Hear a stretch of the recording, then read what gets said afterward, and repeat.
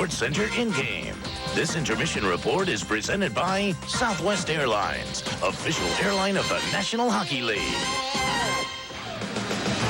After 20 minutes, Sens and the Maple Leafs play a close checking first period of Game 7.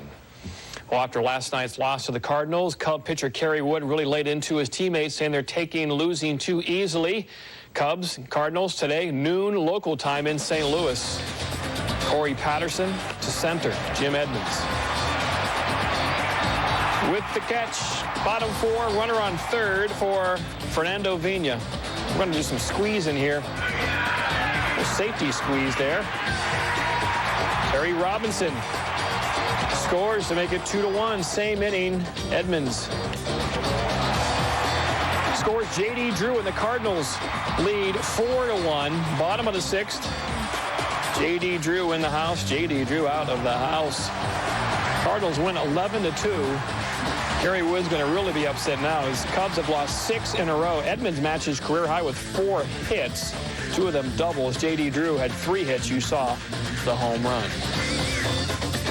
Ken Hitchcock is the new head coach of the Philadelphia Flyers since 1997. He's the 5th Flyer head coach. However, owner Ed Snyder assured everyone he would fill out the duration of his 4-year contract.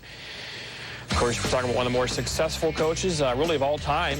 According to this graphic, minimum of 500 games coach. You see the winning percentage, 61% of the time. Of course, he won a cup, and he assisted Canada in the gold medal victory this February in Salt Lake City.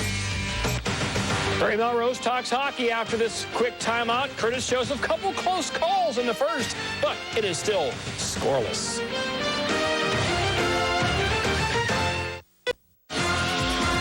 Welcome back to SportsCenter in-game, the Southwest Airlines intermission report. Last night in Montreal, Michel Therrien, Montreal head coach, hoping his team can come back from a 3-2 deficit. Joseph Watchek, however, makes it 4-0 Carolina, who came out of the gates hard. Jose Theodore, his team out of gas in front of him. And this really sums it up. Doug Gilmour, whack trip there. No, this sums it up. Call for tripping. All's building up to it. And Barry, there's happy Gilmour and there's not so happy Gilmour. I've never seen that. I've been in hockey my whole life. I've never seen a penalty box door broken. And embarrassment to the Montreal Forum, they did not have a replacement glass. They had to put in the one that didn't fit. So bad night all around for the Montreal Canadiens. Yeah, Bob the Builder would not have been proud last night. Bob Vila would have had a piece of glass there. All right. The Carolina Hurricanes, for the first time in franchise history, are in the conference final. How did they do it? Well, they did it the old-fashioned way. They earned it. This is a good hockey club, John. People don't know this team because they're stuck down in Raleigh and they're never on ESPN, but that'll change next year, I hope. And they're very good fundamentally. They got a lot of weapons, but the main thing is that's really come to the forefront is how good this team is on faceoffs. Remember this goal? This basically broke the back of the Montreal Canadiens. That was the overtime winner in Game 4. They come from back. Now, opening faceoff in Game 6, same thing happens. Completely win the draw. They work it down low. They win all the physical battles. Puck goes in front finally to big Eric Cole. He wins the physical battle. He shoots in the net. Things got worse after that. That was the first goal. They scored right away again, that line. But draws are paramount. They're the best draw team in the NHL. And Ronnie Francis and Brendan Moore were 2 and 3 in the NHL. Perreault was number 1, and he plays for Montreal, so he's out of it. Nieuwendyk was 4. He's out of it. Battaglia, Brind'Amour, and Cole. Brind'Amour, of course, over 100 playoff games. Battaglia has done nothing entering this postseason. No goals in 12 games coming into this year. And, of course, Cole's the rookie. But they're really playoff built, aren't they? They're playoff kind of players. Well, when you form a line, you're hoping to create some magic, and this team definitely has found some magic with the BBC line, and they have everything going for them. This line can do a little bit of everything. We talked about Eric Cole. Would have been a candidate for Rookie of the Year if those Atlanta Thrashers didn't have such 2 great young kids. Cole's fast, much better skater than people think. He's a finisher. That means when he gets a chance, he can score, and he's a big physical horse down low, as we showed in that goal off the draw. Rod Brind'Amour is a veteran, a great guy on draws, a great defensive player. He's got a little snarl to him. Remember that battle him and Bobby Holik had earlier in the playoffs when New Jersey was ousted by Carolina, and he can also finish. He's been a 25 to 30 goal man regular in the NHL. Bates Battaglia, obviously his parents were Hitchcock fans. Right here, he's got a great shot, but he's also a guy that can check. He's also a guy that can hit. He's also a guy that can win physical battles. So you got 3 big guys that can play defense, that can score, and can skate, and are really enjoying playing with each other. That's the magic the Carolina Hurricanes have this year. Coach Paul Maurice joins Barry and I on NHL Tonight over on ESPN 2 at 12:30 to talk about about tonight's winner and more on the Carolina Hurricanes. Well, the winner of this game that will play the Hurricanes, we don't know yet. It's 40 minutes away. And right now, they're still scoreless.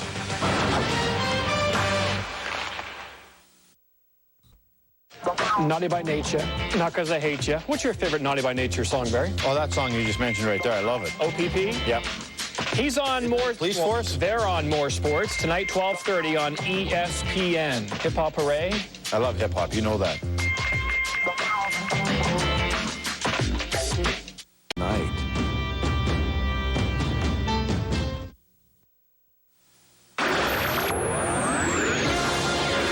This is SportsCenter in-game. 20 minutes away from a Carolina-Toronto Eastern Conference final. The Sens will have to do much better in the third. NBA playoff time 20 times. The Boston Celtics have been up 3-1 in a playoff series 20 times.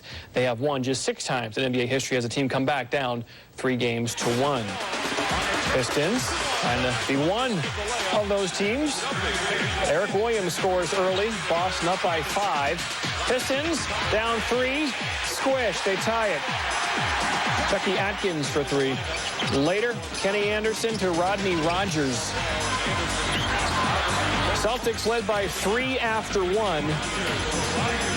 Now up by 9 as the two play in the second quarter. Now it's a 7-point game as make it an 8-point game, 34-26. Celtics lead 34-20. We confirm it's now an 8-point game. Baseball. Cubs and Cards. Corey Patterson, the drive to center. Jim Edmonds, the groovy kind of glove. Bottom 4, runner on third. Fernando Vina. Little safety squeeze here. He's Kerry Robinson. There he comes. Looked like he was out. He's called safe. Cards up 2-1. Same inning, runners on the corners. Edmonds. He had a good day. He had 4 hits, which matches a career high. 2 of them were doubles.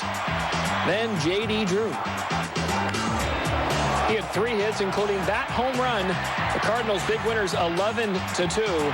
The Cubbies are struggling. Chicago, they've lost 6 straight games. Flyers have a new head coach, their 5th since '97. Ken Hitchcock will be the head coach next year for the Flyers. He signed a 4-year contract with the Flyers today. Some news and notes. We begin in the NBA. Damon Stoudemire pleaded not guilty to felony charge of possessing marijuana. And Rafael Palmeiro, he's out until Friday. He has a right calf muscle issue. All right, just 1 goal. Alexander McGillney off the blade of Sammy Sallow. That's the difference after 40 minutes. 1-0 Toronto.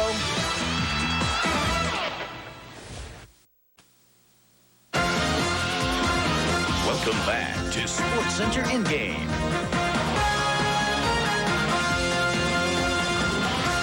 Barry's back. I'm John Butchergross. Game 7, Sharks and Avalanche tomorrow. And very veteran players do a lot of things for teams, but what they do very well is prepare. They know how to prepare to be at their best. Patrick Waugh obviously has learned this over time, how to prepare for Game 7s. You know what? It's almost like Patrick almost loses that Game 5 so he can just create a bigger essence of himself, a bigger legacy for this guy. Again, Game 6 against the Sharks, it was in San Jose. Everything was against him. He did not play well in Game 5. Patrick played spectacular. He was great. The right shooters for the Sharks got chances late. Timo Solani, who's really on fire. Great chance. Patrick clears the puck, stops it. Adam Graves, another veteran, goes to the front of the net. Strong right leg there by Patrick Waugh. Right here, Sundstrom goes in. Nice shot. Look how aggressive Patrick is. Little people's elbow there at the end just to send a message.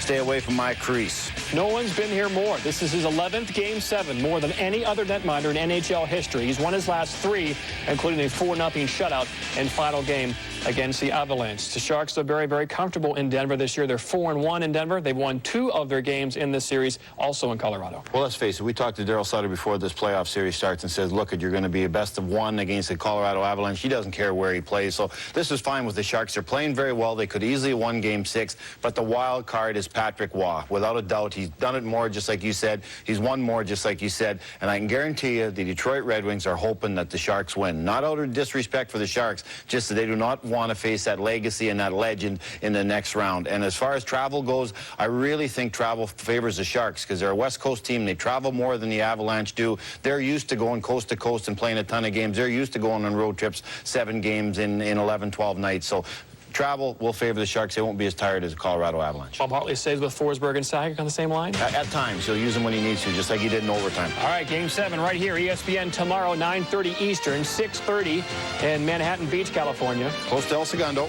Sharks and Avs on ESPN. Our Game 7 score is Toronto. They lead 1-0 after 40 minutes. The winner plays Carolina in the East Final.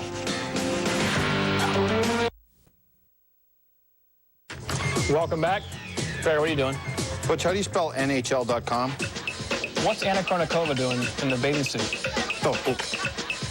Now, you can go to NHL.com, of course, and log on and go to NHL.com. Yeah, not what Barry's on. And go to your game cast. You can follow along, of course, all the playoff games. It's a great site. I got chats in there too.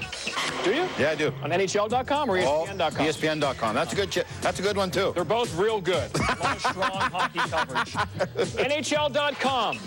Go to it often. Third period from Toronto's on the way. Barry, get that off now.